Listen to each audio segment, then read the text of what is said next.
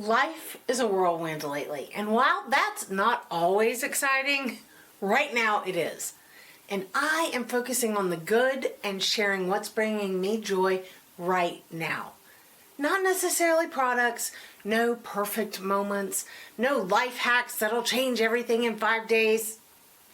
Just real stuff that's making me feel a little more alive right now. And honestly, that's the whole point. Hi, I'm Amy and I make things. Today I'm making a list of 10. The practices, the experiences, the people that are making life feel more alive right now. Come on, let's talk about it. I have notes here and they're in no particular order, so we'll just go with it. Number 1, Tony and Ziva. If you are or were a fan of NCIS, there's a new streaming show featuring Tony and Ziva, and it's quite enjoyable. It's different from NCIS, and it doesn't feel quite as cozy as I want the characters to feel, but it's enjoyable, and I can't wait to see where it winds up. I still miss Mark Harmon, but what are you going to do? Number 2 on my list is getting things done. I've completed the blocks for 5 quilts. They're all right here in this bucket, and they're ready for layout and assembly. And in that similar arena, number 3, I want to tell you about a friend of mine, Tracy Mooney. Now, I met Tracy at Quilt Market last year. She is lovely. We became fast friends chatting about the industry and quilting and opportunities, which is all great for me. But what's great for you is that Tracy just started a YouTube channel, and of course it's awesome because she's awesome, and it's all inspired by her desire to finish UFOs. I am so excited for her and for us because we all need community and support and encouragement, and that's what her channel's all about. But let me tell you, she is cranking through the UFOs, and I can't wait to see what she'll do next. Of course, she's linked below, so be sure and check her out and give her a warm welcome to the YouTube community. Now, number 4, I mentioned Tracy and her channel not only because it's awesome and you should definitely check it out, but also because it's something that I've been doing lately. I dropped a page as well. Taking stock of my UFOs and their status.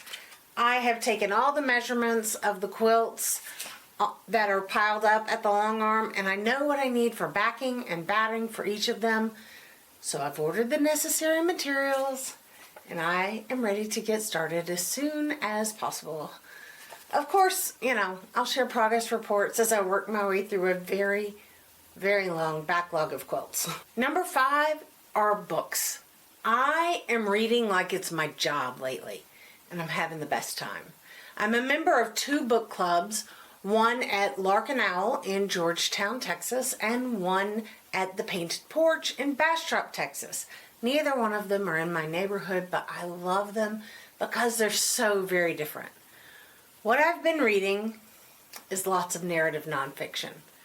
Now, I read mostly nonfiction, but the interesting thing about narrative nonfiction is that it's told as a story, right? But it's about true things. And so I love the format, and it makes nonfiction compelling. The most recent books that I've read in this category are The Art Thief, and it is remarkable. It's bizarre and remarkable. This guy who is stealing all this art just to have it. And the story of how, and this is recent, guys. This is like in the 80s and early 90s. So, I mean, it's the story of how he accomplished it and why is compelling. Another is The Night of the Grizzlies by Jack Olson, and it's a story about in the late 60s in Glacier National Park. They'd had no problems with grizzly bears really ever, and then 2 different bears, 2 different groups of people on the same night get attacked, and anyway, it's a great story, and it points out, and you have to think about it with the mindset of the time frame that it's in. And that's one of the things I'm really enjoying about this narrative nonfiction genre, is that you have to think about the technology and the time of the actual instance. And I don't know, I find it fascinating. Another one that I'm reading is Anne Rule's The Stranger Beside Me, which is about Ted Bundy. If you're not a crime drama fan, then, it's maybe not your taste. But there's a lot of narrative nonfiction that's really interesting. I'm also reading some actual fiction, which isn't my general wheelhouse, but I'm trying. For my book club in Georgetown, we read We Solve Murders, and the book this month was Bunny, which, I'll be honest, I haven't listened to yet because it's a little on the gruesome side for me, from what I understand. But they said, oh, it's like Heathers meets Mean Girls. I'm like, those are the same movie. But anyway, it's supposed to be interesting. I might get to it. I might skip it too. Another thing I've been reading or listening to is the Dungeon Crawler Carl series. Now, if you are a fan or you have ever played any role-playing games, D&D or the like, you will love the Crawler series. Even if you, like me, are only RPG adjacent, you'll still really like it. It's good writing, and the audio version is absolutely excellent. So, if you have a book recommendation or want a list of what's next on my reading agenda, let me know down in the comments, because I'm always looking for something new. Number 6, I went to the Houston Quilt Festival, and let me tell you, one day is not long enough to see everything, unless you're a power walker, which I'm not. And I'm editing that video currently. It'll be up later this week. But I got to talk to some of the artists and had a really good time. I cannot wait to share it with you. Number 7, I do have a handful of actual things that are fun right now. Starting with my shirt, which says, I can't see in my monitor. I'm not tall enough to get it on the camera. Hang on, I got an apple crate right here, which says, I am unstoppable. Let's see. And he has the little grab nabbers. Look. Which way do I go? He has little grab nabbers. Y'all, I'll put a picture of it up. This is ridiculous. Sorry. It's a T-Rex. It says, I am unstoppable. And he's got little grab nabbers because, he's tiny arms. But I love it. It's sassy, yes. But you know what else? It reminds me not only that I can do things, but also that sometimes we all need a little help. Number 8 is this bag from teddyblake. teddyblake reached out to me, asked if I wanted to choose one of their luxury bags to try out their brand. I've seen them on other YouTube channels, and since I was looking for a new tote to carry my laptop while still looking kind of cool, I took them up on the offer. Hi, Editing Amy here. I have some unboxing video of the teddyblake bag with some more information and some more of my thoughts, and I'm going to include it here. Sorry for the disrupted flow, but I thought you might be interested. So here we go. I've been in the market for a new tote bag. I have a Coach bag that I can carry my little mini laptop in, my MacBook Air, the Air in, but I've been using a larger MacBook Pro lately just for some of the feature. Anyway, y'all don't care. It's okay. I needed a bigger bag. And so when teddyblake reached out to me and said, hey, we want to send you a bag, I said, hey, I'll check it out. I will only accept it if, there are no strings attached, and I can be absolutely, completely, 100% honest about the bag, because these are expensive bags, guys. They're Italian leather bags. Many of them resemble like the Hermes bags and things like that. Those are like $3,000 and more, which is crazy to me. When I say I like a fancy bag, that is not what I'm talking about. Anyway, long and short of it is they sent me a bag. teddyblake, New York. Let's see what's in the box. And I mean, this is just opening the box, right? I'll give you,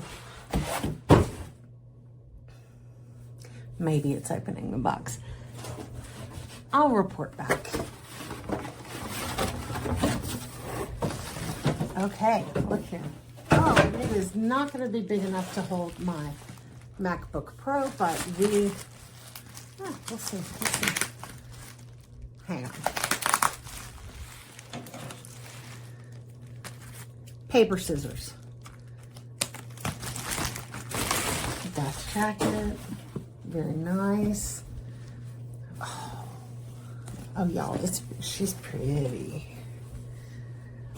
And of course, they let me choose. So I chose a tote. But look, guys. Look inside. It's red leather inside.